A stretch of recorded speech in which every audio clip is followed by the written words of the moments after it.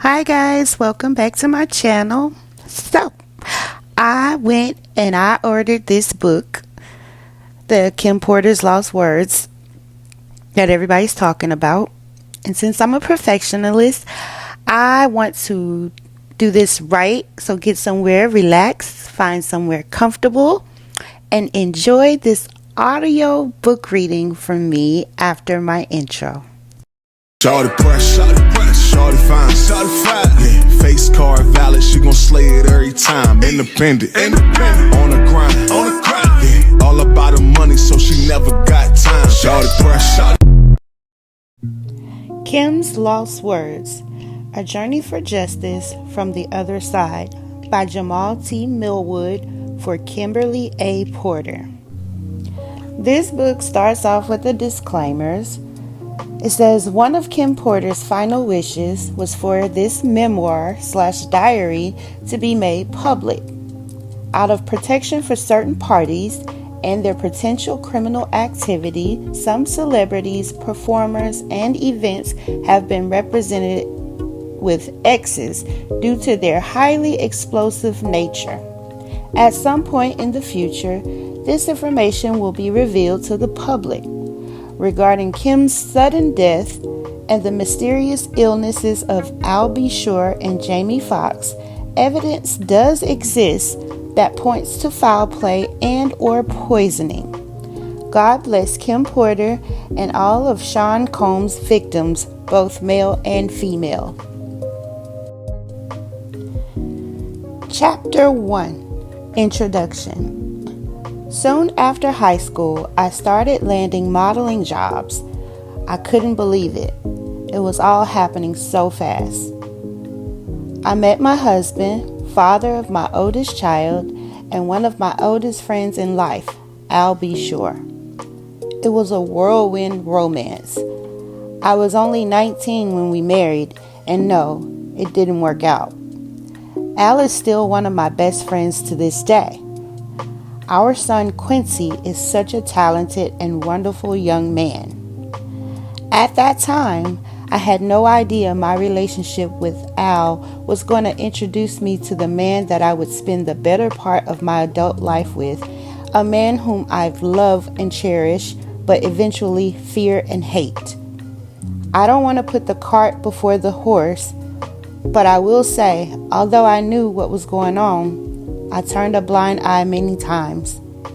Here I have to tell this truth, unfortunately, because deep down I knew everything that was happening, but I lied to myself a lot.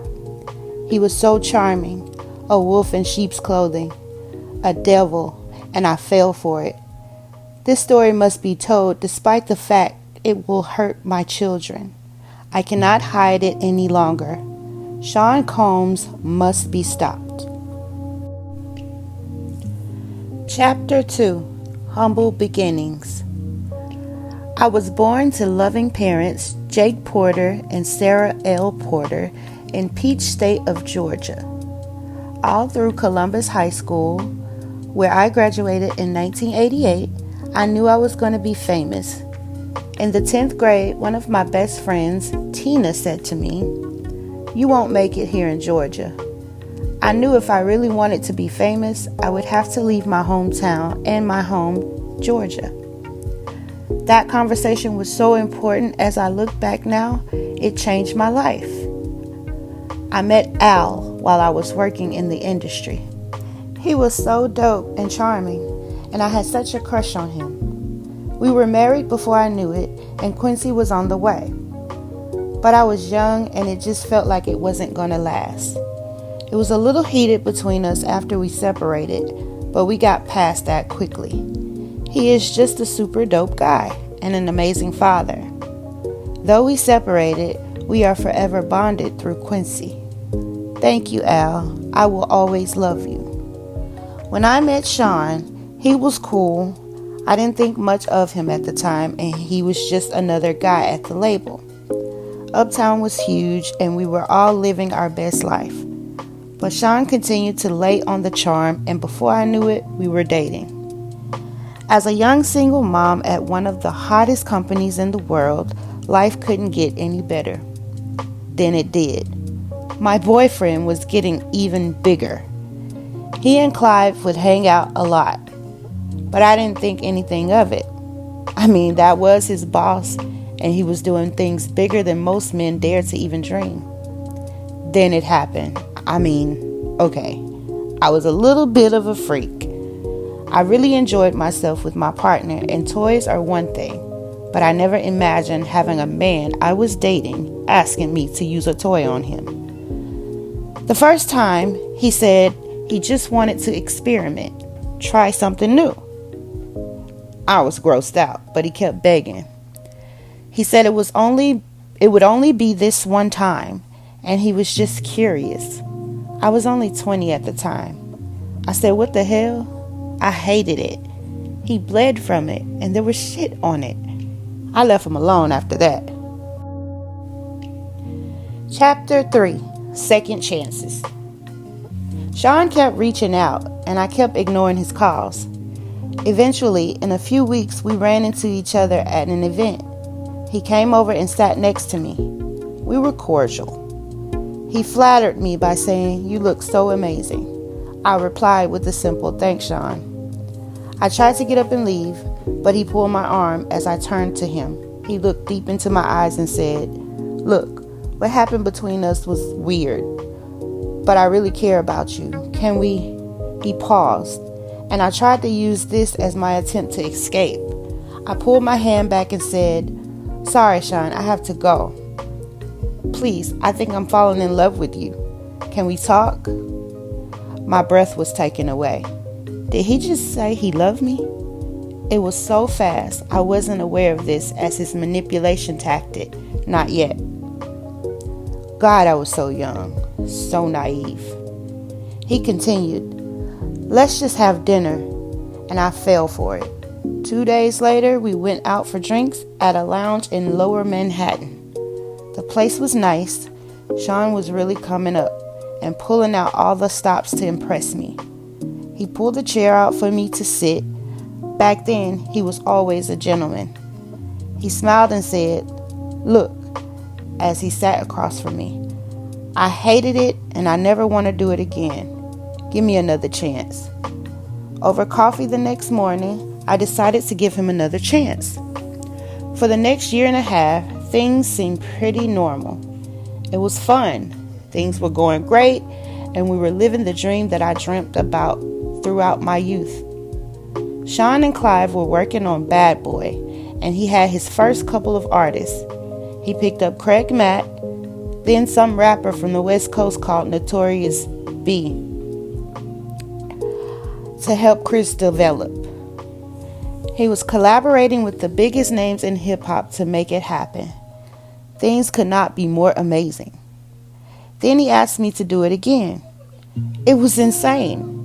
Shan said, "Baby, I can't stop thinking about it." "What the hell are you talking about?" I responded. Shan continued, "I just can't stop thinking about that night. It was amazing. Can you screw me one more time, please?" I became infuriated. "Why don't you go to Clive? He's the one screwing you, isn't he?" Then Shan hit me. This was the first time, but he slapped me hard. Before I formed words, he began to beg. I'm sorry." Holding my cheek where he hit me, I turned and ran off. That should have been it, but I guess I'm a glutton for punishment. He sent flowers and a bunch of expensive gifts. Then we bumped into each other at another industry event. He sat down next to me. This was deja vu. Shan started, "Imagine running into you here." "Get the fuck away from me," I forced out. He became more serious as he said, "Look, baby, I'm sorry." But I just glared at him. "There is nothing you could ever say to me. Nothing." After an awkward silence, he finished, "You know I love you. I love your son. He's my son. I don't know how to fix this, but I'll do anything. I'm sorry." Shit, he can be so sweet. Here we go with the love thing. This time, it's not falling in. He was great with Quincy, and to be honest, despite everything, I missed him. As he stood to walk away, I remember hearing myself saying, "Call me later." What the fuck is wrong with me? Chapter 4. Forgiveness. Shan arrived with flowers in hand. He wanted to see Quincy. He was so good with him, and Quincy ran over to hug him. I felt my heart melting. He asked Quincy, "How you doing, Tiger?" Quincy looked so innocent as he responded, "I'm good, I miss you." Shan's response sounded genuine. "I miss you too. We'll hang out tomorrow, okay?" "Okay." Shan gave him a little love tap on the butt. "It's bedtime." Quincy replied, "Okay, good night," as he turned to head towards his bedroom. Here was the man I fell in love with, but what was I thinking? Shit, not only does he want butt plugs, he slapped the shit out of me. So why am I still talking to him? They say that love is blind, but is it stupid too? As Quincy left, Shan looked at me and smiled. "Baby, let's go have some fun. The babysitter is on the way. I just want to show you a good time." I was so mad at myself for melting as I said, "Okay." We sat on the couch laughing and genuinely having a good time when the doorbell rang. The babysitter had arrived, and so we left. As we exited the house, a big man climbed out of the limo and opened the door for us. He wore a short suit with a gun noticeably tucked under his arm. I thought to myself, he could have made it invisible, or did he want me to see it? Despite my reservations, Gene was a sweetheart. He was very courteous and polite as he tipped his head and said, "Good evening, ma'am." Gene drew a smile out of me as I responded, "Hello." Gene and I would see each other a lot after this day. Chapter 5. Shan kneels. The year passed, and thankfully, we didn't have any bad arguments, although Shan was strangely getting into voodoo. He would put curses on people, and I wasn't sure how to respond to that craziness. My problem as a single mother was, I wanted to be married. He always had excuses and delays when it came to committing to marriage. His label was blowing up, Biggie dropped, and it was just about over. He also signed Mary J. Blige, and of course, when I found out he slept with her, we fought. He claimed it was a mistake, and my stupid ass took him back, again. Shan asked me for a threesome with her. At first I was mad, but Mary was beautiful. It was our first threesome, and I loved it. Mary was sexy.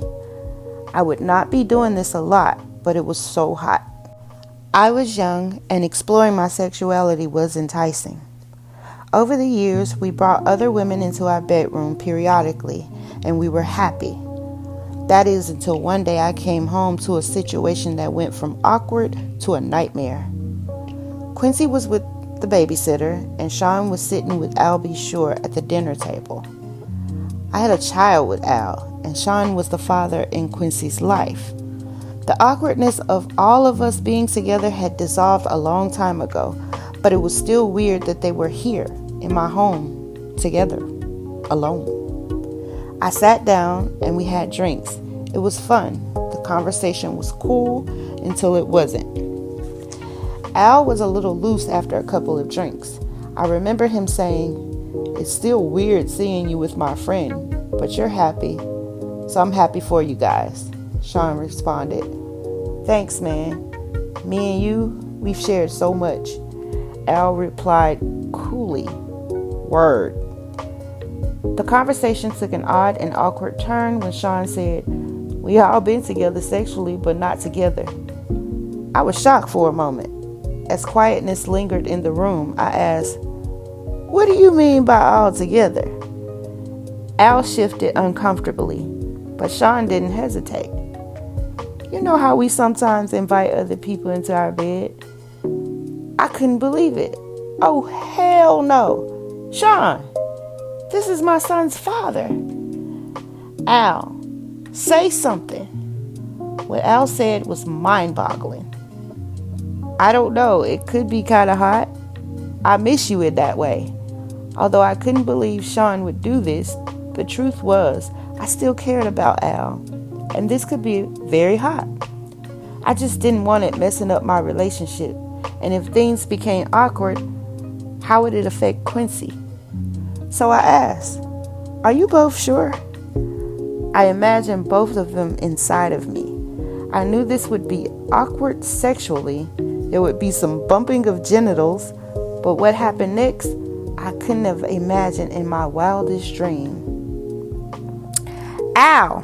XXXXX. I couldn't believe it. I stood there in shock. But when Shan, XXXXX, I ran out of the room. This was too much. I couldn't. Shan called out to me, "Oh, come on, Kimmy." They didn't chase after me. They XXX. I couldn't get the image out of my mind. I couldn't be with Shan for a while, but that wouldn't be the last time. I saw Shan in a compromising position, not by a long shot. One day I found the vault where he kept all of his encounters with men. Yes, he kept a record of it. But that's for later.